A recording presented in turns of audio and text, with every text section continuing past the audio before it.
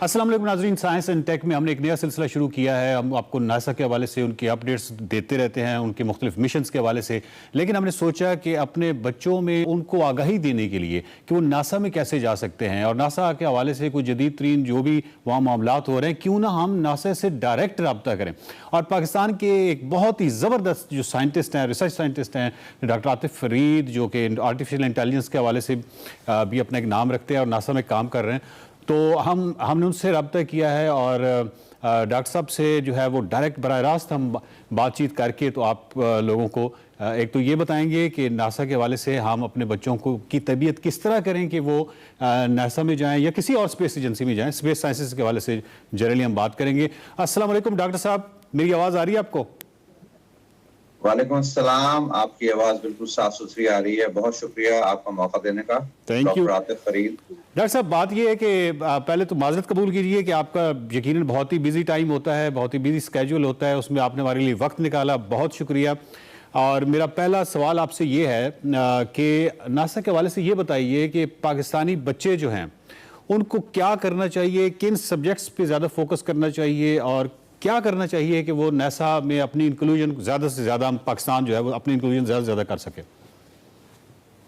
बुनियादी तौर पे क्योंकि मैं खुद पाकिस्तान का तालीम याफ्ता हूँ जी, तो जो हमारे साइंस के मज़ामीन हैं, जैसे फिजिक्स है, केमिस्ट्री है, बायोलॉजी है, मैथमेटिक्स है, ठीक है, इन पे जितनी तवज्जो दे सकें उतना बेहतर है। ठीक है, क्योंकि बुनियादी तौर पे जो रियाजी जिसे हम कहते हैं, मैथमेटिक्स, जी, उसमें जब हम अलजबरे से शुरू करते हैं तो जो वैल्यूज हम असाइन करते हैं, जैसे what will be in the X या वाई में क्या वैल्यू होगी, ठीक है, X plus Y is equal to G, G, जिसमें एक्स में कोई वैल्यू है, वाई में कोई वैल्यू है, तो जी में उसका एक आउटपुट जनरेट होता है। तो आप ये देखेंगे अगर हमने एक कांस्टेंट जैसे एक मार्स रोवर को हमने पॉइंट ए से पॉइंट बी पे लेके जाना है, तो वो दो वैल्यूज हैं, उसका स्टार्टिंग पॉइंट और उसका एंडिंग पॉइंट। और जो उसका तब्दीली आ रही है उसके होने से, मूव होने से, वो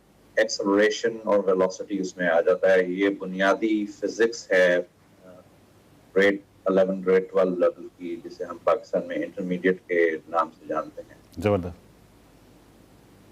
डॉक्टर साहब, ये बताइए कि जो बच्चे हैं हमारे, मतलब जिस तरीके से आपने भी यहाँ पे तालीम हासिल की है, तालीम का एक डायमेंशन तो ये है जिस तरह हमारे यहाँ एक कन्वेंशनल तालीम है जिसमें रट्टा एक सिस्टम है।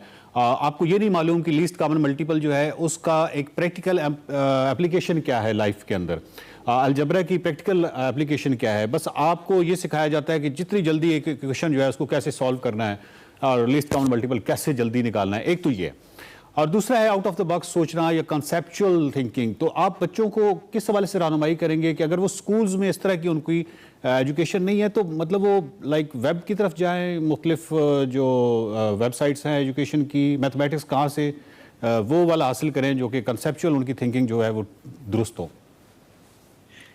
जब मैंने नासा से एसोसिएटेड एक प्रोजेक्ट ज्वाइन किया था नॉर्थ डकोटा में, हमारी इंडिविजुअल यूनाइटेड स्टेट्स में हर स्टेट की एक स्पेस एजेंसी होती है जहाँ से मेरा ये सफ़र शुरू हुआ था, वहाँ मुझे जो बुनियादी मालूमात मिली थी वो मैं आपके साथ यहाँ पे मुश्तरक करूँगा।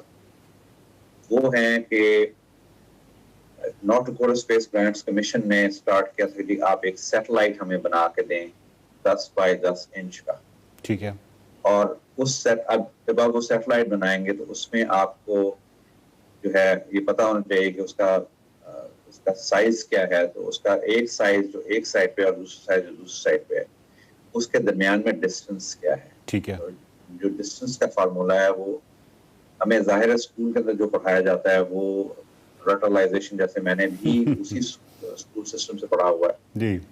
बुनियादी बात यह है कि जो बुनियादी मैथमेटिक्स है जी, अगर आप उसको समझ के पढ़ें, जैसे मैट्रिसेस क्या करते हैं, डिटर्मिनेंट्स क्या करते हैं। बहुत ज़बरदस्त। मैट्रिसेस और डिटर्मिनेंट्स हमें ये बताते हैं कि किसी भी ऑब्जेक्ट की जो बाउंड्री है वो कहाँ है। वाह वाह। अगर मैं आपको ये मिसाल के तौर पे एक कप दिखाऊं, इसकी अगर मैं इसे सेकंड 2 डायमेंशंस के अंदर ले लूं जी, तो 2 डायमेंशंस में मेरे पास सबसे आसान तरीका होता है ड्रॉ करने का, एक ग्राफ। ठीक है।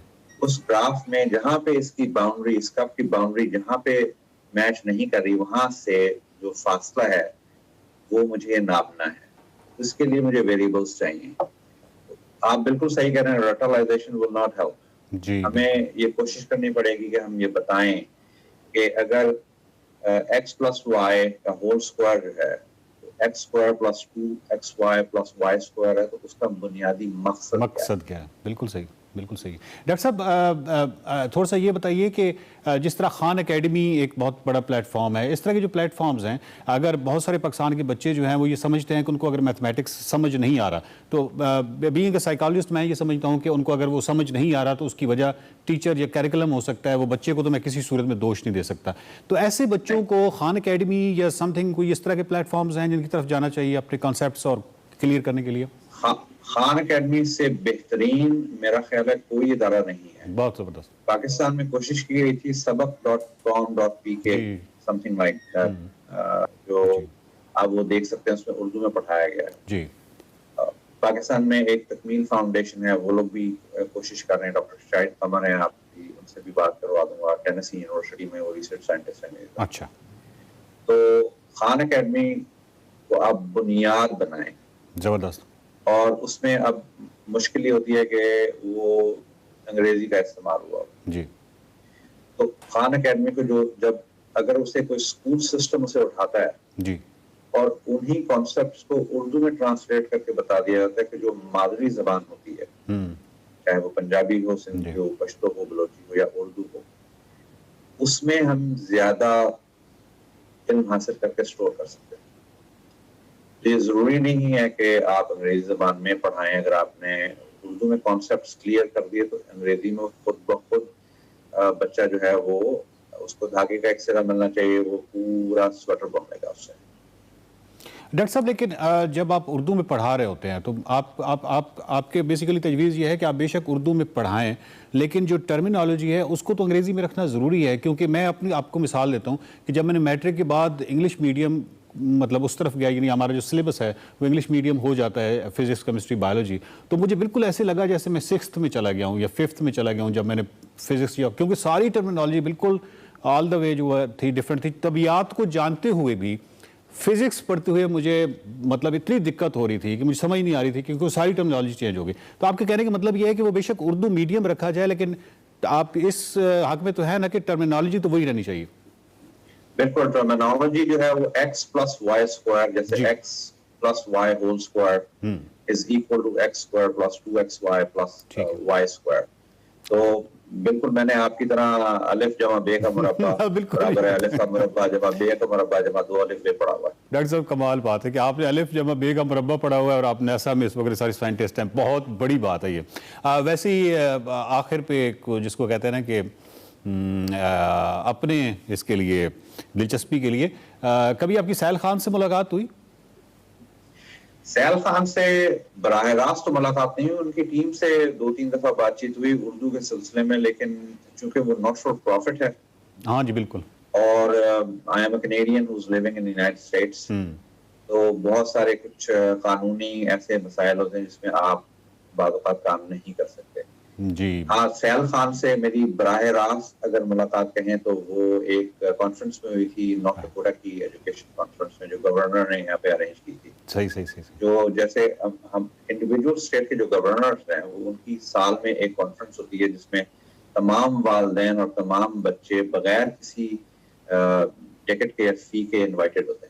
जबरदस्त। और अगर आप नहीं जा सकते तो आपको बसें भिजवाते हैं और आपके लिए ट्रांसपोर्टेशन का इंतजाम करते हैं कि आप वो अटेंड करें। वाह। तो इत्तेफाक से जब हम गए तो वहां पे सैल खान तो नहीं थे, लेकिन उनके नुमाइंदगान से मुलाकात हुई, ये बात ठीक है। और जितना भी यूनाइटेड स्टेट्स के अंदर जो मेजर स्कूल सिस्टम है, तो खान एकेडमी को फर्स्ट प्रेफरेंस देता है समझाने के लिए अपने बच्चों को क्लास में जो कॉन्सेप्ट्स बच्चे क्लियर नहीं कर पाते। सर बिल्कुल ऐसे ही है, बल्कि अमेरिका से लेकर ऑस्ट्रेलिया तक स्कूल जो हैं वो खान एकेडमी बेस्ड स्कूल हो रहे हैं। और मैं तो हमेशा अपने इस प्लेटफॉर्म से हमेशा रिक्वेस्ट करता हूँ तमाम स्कूल से, तमाम इदारों से कि वो खान अकेडमी को ज़्यादा से ज़्यादा फॉलो करें। अगर वो खान अकेडमी का जो मॉडल है स्कूल का, one teacher one world one school, उसको फॉलो ना भी कर सकें तो एटलीस्ट उसको कम से कम उसको बच्चों को पढ़ाने के लिए खान अकेडमी को ज़रूर इस्तेमाल करें।